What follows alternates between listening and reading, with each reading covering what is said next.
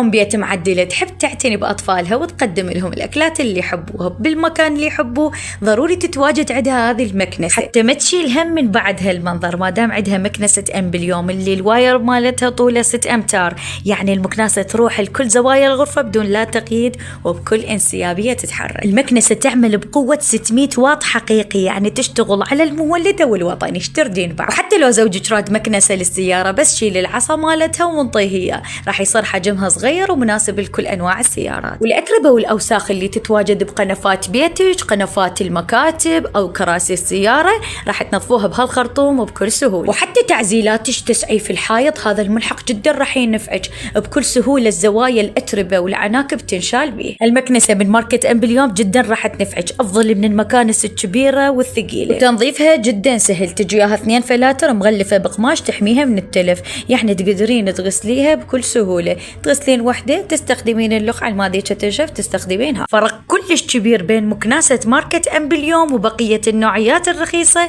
الموجودة بالسوق. هوايكم مكانس عمودية بسعر 25-30، بس شلون تعرفوهن الأصلية؟ أمبليوم الامتياز الألماني، شعار الشركة تلقوه على الجهاز وتتأكدون من باركود الشركة على الكرتون. اللي يميز شركة أمبليوم توفر لكم خدمة ما بعد البيع، ضمان مدة سنة كاملة على كل أجهزتها. مكنسة تجي وياها ملحقات متعددة تفيدك لكل تنظيفاتك، وخصوصا هذا الخرطوم الما موجود بباقي المكانس. الملحقات جدا ضرورية لأم البيت اللي تحب تنظف كل الزوايا وما تحت الآثاث وما تحت القنفات. شوفوا ما شاء الله تبارك الله، سحبة الأتربة بثواني معدودة لأن تعمل بقوة سحب جمع. المكنسة متوفرة ب4 ألوان، كل العلية تراسلينه وتحجزين من ماركة أمبليوم الغنية عن التعريف اللي الكل يعرف جودتها وقوتها.